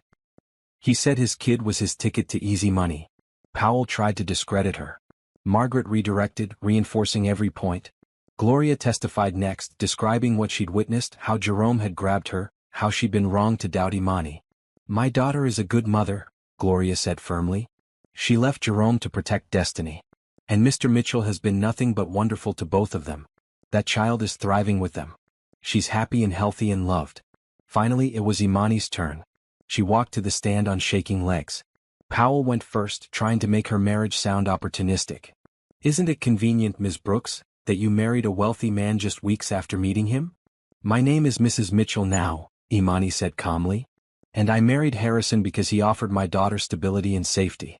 Yes, his wealth helps. But more importantly, he's kind, patient, and loves Destiny like she's his own." "Did you ever try to contact Mr. Carter about visiting his daughter?" "Why would I? He'd been gone for 2 years with no contact. He made it clear he wanted nothing to do with us. People change. Not men like Jerome." Imani looked directly at the judge. "I lived with him for 3 years. I know who he really is. He's not here because he's changed or because he misses Destiny. He's here because he thinks he can get money from us." Powell pressed harder. "You're saying a father has no right to see his child?" "I'm saying an abuser who abandoned his child has no right to disrupt her life when she's finally safe and happy." Margaret's redirect was brilliant, walking Imani through her history with Jerome, her escape, the struggle to provide for Destiny, and how Harrison had changed everything. "Do you love your husband, Mrs. Mitchell?" "Yes. I didn't marry him for money. I married him for my daughter's future. But I fell in love with him because of who he is as a person. He's the best man I've ever known." Harrison, sitting in the gallery, blinked back tears. Finally Harrison took the stand. Powell tried to paint him as buying a family, but Harrison was calm and articulate.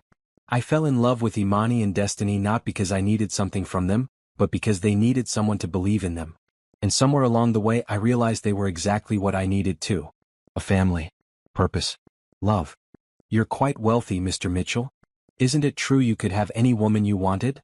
"I don't want any woman. I want Imani. And I want to be Destiny's father, to give her every opportunity, to watch her grow up and know she's loved." Margaret had one final witness. The private investigator testified about Jerome's debts, his shady loan arrangements, his history of violence with multiple partners. By the time all testimony concluded, it was clear which way the case was leaning. Judge Anderson took only 15 minutes to deliberate. When she returned, her expression was stern. "I've heard enough," she said. "Mr. Carter, your claim that you're a reformed man seeking a relationship with your daughter is contradicted by overwhelming evidence. Your pattern of violence, your financial desperation, and your complete lack of effort to contact your daughter until learning of her mother's marriage to a wealthy man tells me everything I need to know about your true motivations." Jerome's face darkened. "Furthermore, I find that Destiny Brooks is thriving in the care of Mr. and Mrs. Mitchell. The evidence shows a loving, stable home environment with parents who are devoted to her well-being." The judge looked directly at Jerome. "Your petition for visitation is denied. Furthermore, I'm ordering that you have no contact with Destiny or the Mitchell family. Any attempt to contact them will result in criminal charges." Then she turned to Harrison and Imani. "As for the adoption petition, I'm granting it. Mr. Mitchell, you are now legally Destiny's father. Congratulations to all of you.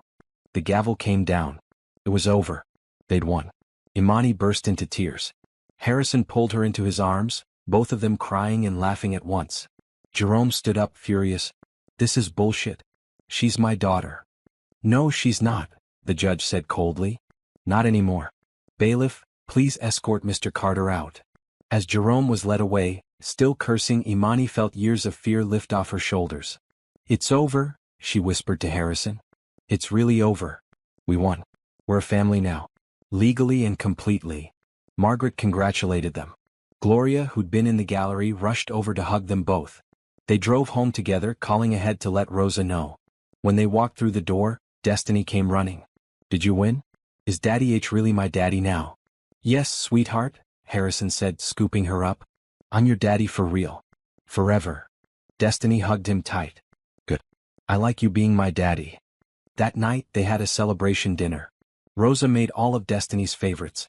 Gloria joined them, along with Thomas and Margaret. Toasts were made. Happy tears were shed. And when Destiny was finally asleep, her new adoption papers tucked safely away, Harrison and Imani stood in their bedroom, finally able to breathe. We did it, Imani said. We actually did it. No more separate beds? Harrison asked hopefully. Imani smiled. No more separate beds. They climbed into bed together properly this time, and Imani rested her head on Harrison's chest, listening to his heartbeat. I love you, she said. Thank you for fighting for us. Always, Harrison promised, kissing the top of her head. I'll always fight for my family. Outside, the moon shone bright over their home. Inside, a newly formed family slept peacefully, finally safe, finally whole, finally home. 6 months after the adoption was finalized, life had settled into a beautiful routine. Destiny was thriving in her preschool program, making friends and learning new things every day. Imani had completed her first semester of college courses with straight A's. Harrison's company was doing better than ever, and he'd started working from home 2 days a week to spend more time with his family. But there was one final piece of the puzzle that needed to fall into place. We need to tell the court about our living arrangement, Margaret said during a routine follow-up call. Specifically that you're now sharing a bedroom and that this marriage has become a genuine romantic relationship. Why does that matter? Harrison asked. The adoption is already finalized. Standard post-adoption check-ins. The court wants to ensure the family unit is stable. Right now, your file still shows you started as a marriage of convenience. Updating it to reflect your actual relationship status will strengthen your legal standing and close any potential loopholes. So 2 weeks later, they found themselves back in family court, this time for a routine follow-up hearing. Judge Anderson smiled when they entered. Mr. and Mrs. Mitchell, good to see you. And this must be Destiny. They brought Destiny this time as requested. She wore a bright red dress and held Harrison's hand confidently. Hi, Judge, Destiny said, having been coached about courtroom manners. Daddy H said you're the one who made him my real dad. Judge Anderson's expression softened. I am. How are you liking your new family? I love it. Daddy H reads me stories every night, and Mama is learning to be a teacher, and we have a pool, and I have my own room, and Grandma Gloria visits and makes cookies. That sounds wonderful. Judge Anderson gestured for them all to sit. This is just a standard check-in to see how the adoption is progressing. I see from the social worker's report that everything is going well. The social worker, a kind woman named Patricia Johnson, had visited their home 3 times over the past 6 months, always unannounced, always thorough. Each time she'd found a loving, stable environment. Yes, Your Honor, Harrison said. Destiny is doing great. Her health has improved significantly with proper medical care. She's excelling in preschool. And we're all very happy. Mrs. Mitchell, how has the adjustment been for you? Imani took a breath. Honestly, Your Honor, it's been incredible. When I married Harrison, I'll admit it was primarily for Destiny's benefit. But over these past 6 months, it's become so much more. Harrison is my best friend, my partner in every sense, and the love of my life. Harrison squeezed her hand. Judge Anderson made some notes. And your living arrangement? The initial filing indicated separate bedrooms. We share a bedroom now, Harrison said clearly. Our relationship evolved naturally into a genuine marriage in every way. I'm glad to hear that. Judge Anderson looked at Destiny. Sweetheart, can you tell me what it's like living with your mama and daddy? It's fun. Daddy H helps me with my numbers and Mama reads me books. We have dinner together every night and sometimes we go swimming and I have friends at school and I'm not scared anymore. What were you scared of before? Destiny thought about it. I don't remember exactly. But Mama used to be sad a lot and we didn't have much food sometimes and I couldn't breathe good. But now Mama smiles all the time and we have lots of food and my medicine makes it so I can breathe easy. Judge Anderson's eyes were gentle. That's very good. Do you like having Daddy H as your father? He's the best daddy ever. He makes Mama happy and he never yells and he says he loves me every single day. The judge smiled. Well, that's exactly what I like to hear. Based on this follow-up in the social worker's reports, I'm satisfied that this adoption is in Destiny's best interests and that you've formed a genuine family unit. She stamped some papers. Everything is in order. You won't need any more check-ins unless you request them. Congratulations again on your family. As they left the courthouse, Destiny skipped between them, holding both their hands. Can we get ice cream to celebrate? She asked. Absolutely, Harrison said. Any flavor you want. At the ice cream shop, while Destiny was absorbed in her triple scoop cone, Imani looked at Harrison. Can you believe where we are now compared to 6 months ago? Sometimes it still feels like a dream. Harrison reached across the table to take her hand. A really, really good dream. I keep waiting to wake up. Don't. This is real. We're real. That night, after Destiny was asleep, Harrison had a surprise for Imani. He led her out to the garden, where he'd set up a beautiful outdoor seating area with lights strung overhead. What's this? Imani asked. I wanted to do something special. To celebrate not just the court hearing but everything we've built together. Harrison pulled out a small box. When we got married, I gave you a simple ring because that's what the situation required. But now, I want to give you something that represents what we've become. He opened the box to reveal a stunning ring, a deep green emerald surrounded by small diamonds. Harrison, this is too much. No, it's exactly enough. Green like the dress you wore to our first dinner together. Like hope and new beginnings. He took her left hand and slid the ring on next to her simple wedding band. Imani Mitchell, I love you more than I thought it was possible to love anyone. You've given me a family, a purpose, a reason to come home every day with a smile on my face. Thank you for taking a chance on a lonely millionaire with a crazy proposal. Imani was crying now. Thank you for seeing past our circumstances to who we could be together. So we're really doing this? Forever? Forever, Imani confirmed, kissing him. You, me, Destiny, and whatever else life brings. Speaking of that, Harrison said carefully, how would you feel about expanding our family someday? I know I can't have biological children, but we could adopt again or foster Oregon. I'd love that. Not right away but someday. When Destiny's a bit older and we've had more time to just be us. But yes, I'd like to give her siblings. Harrison pulled her close. I love you so much. I love you too. More than I ever thought possible. They sat under the stars, wrapped in each other's arms, talking about their future. About the renovations they wanted to make to the house. About the vacation they should take as a family. About Imani's graduation in 3 years. About watching Destiny grow up. Inside, through the window, they could see their daughter's bedroom lights still on. Probably reading when she should be sleeping, a habit she'd gotten from both of them. Should we tell her to go to sleep? Imani asked. Nah. Let her read. She's happy and safe. That's all that matters. And it was all that mattered. After years of struggle and fear and uncertainty, they'd built something beautiful. A family founded on an unusual beginning but strengthened by genuine love and commitment. The next morning, Destiny came bouncing into their bedroom at 6 a.m., as was her weekend habit. Mama, Daddy, wake up. I want pancakes. Imani groaned. Harrison laughed, pulling Destiny into bed between them for morning cuddles. How about we make pancakes together? Harrison suggested. Can I crack the eggs? Of course. But carefully. I'm always careful, Daddy. As they headed downstairs together, a real family in every sense of the word, Imani caught Harrison's eye and smiled. This was everything she'd never dared to dream of. And it was real. Completely, beautifully, perfectly real. 3 months after the final court hearing, they decided to have a real wedding. Not the quick courthouse ceremony, but a celebration of what they'd become. We don't need to, Imani protested when Harrison first suggested it. We're already married. I know. But I want to stand in front of our family and friends and declare my love for you properly. Not as a legal arrangement but as a real marriage. Don't you? When he put it that way, Imani couldn't say no. The planning was joyful chaos. Gloria insisted on helping with every detail. Destiny wanted to be the flower girl, naturally. Harrison spared no expense, but Imani made sure it stayed personal rather than ostentatious. They chose the estate gardens as the venue, transformed into a wonderland of flowers and lights. Imani's dress was a stunning green gown that made Harrison's eyes tear up when he first saw it. Destiny wore a maroon dress and carried a basket of rose petals with utmost seriousness. The guest list was small but meaningful. Gloria and her husband Frank. Tasha and her family. Harrison's business partner and closest friend. Thomas, Rosa, and Patricia the social worker. About 50 people total, all of whom had played a role in their journey. As the ceremony began, Imani walked down the aisle on Gloria's arm, her mother openly crying. "You look so beautiful, baby girl," Gloria whispered. "Thank you, Mama. For being here. For supporting us. I wouldn't miss this for the world." Harrison stood at the altar in a perfectly tailored blue suit, his eyes locked on Imani. Beside him, Destiny stood holding the rings, beaming with pride. The officiant, the same Judge Morrison who'd married them the first time, smiled warmly.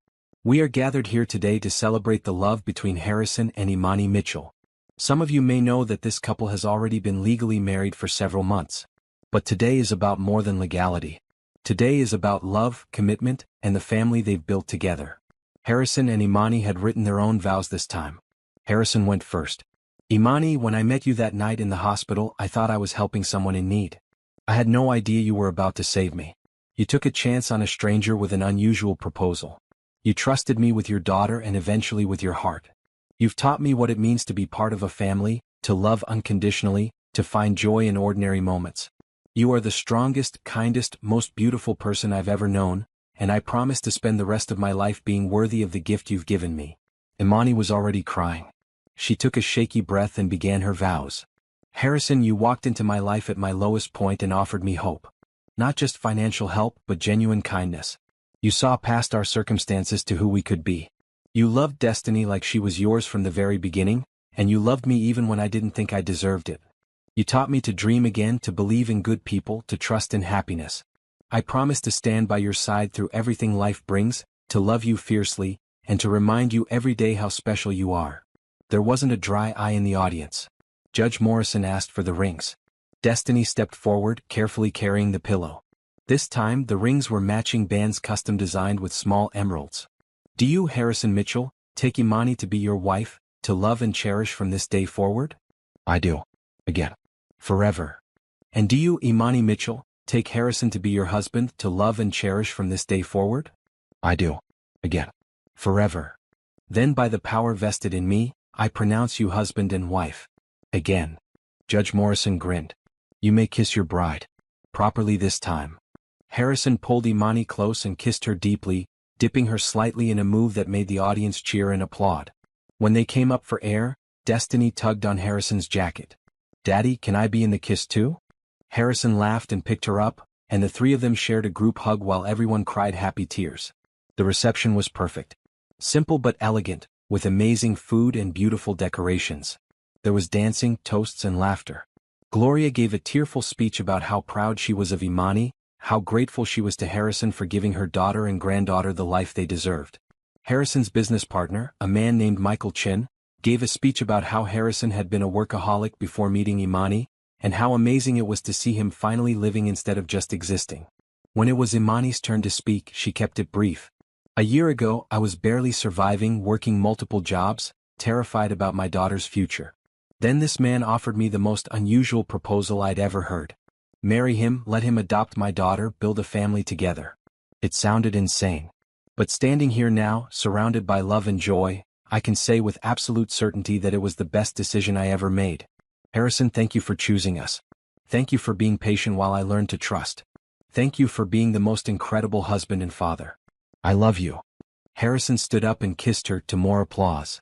The first dance was to a slow song that Destiny had helped pick out. As they swayed together, Harrison whispered in Imani's ear. "Happy. Deliriously. Good. Because this is just the beginning." Later, Destiny insisted on dancing with both of them, standing on Harrison's shoes while Imani held her hands. As the night wound down and guests began to leave, the three of them stood together in the garden, watching the last of the sunset.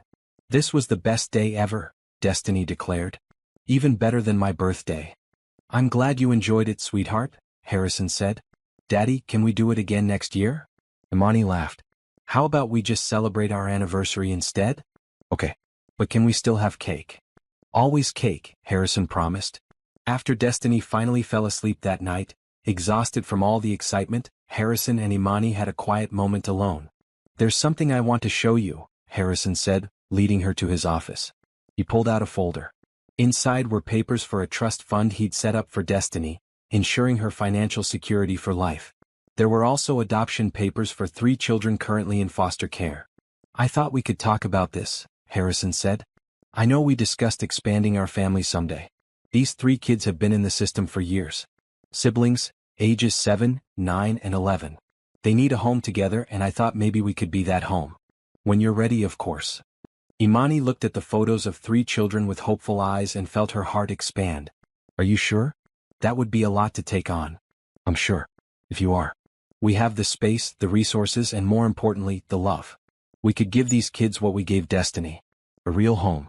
A real family. When you're ready, Harrison had said. Not if. When. Because he trusted her judgment, trusted their partnership. Let's meet them, Imani said. See if it's a good fit. If they want us as much as we want them. Harrison pulled her into his arms. Have I told you lately that you're amazing? Not in the last hour. Well, you are. Absolutely amazing. That night, lying in bed together, Imani reflected on the past year. From desperate mother in a hospital hallway to wife of a millionaire. From struggling to survive to planning to adopt more children. From broken and afraid to whole and hopeful. What are you thinking about? Harrison asked, his arms around her. Everything. How much has changed. How grateful I am. How much I love you. I love you too. More every day. Harrison. Yeah. When you made that first proposal, did you ever imagine we'd end up here? Really and truly in love? Harrison was quiet for a moment. Honestly? I hoped. I didn't know if it was possible to build real love on a foundation of practicality, but I hoped. And I'm so glad I took that chance. Me too. You saved us, Harrison. You and your unusual proposal saved our lives. No, Imani. We saved each other.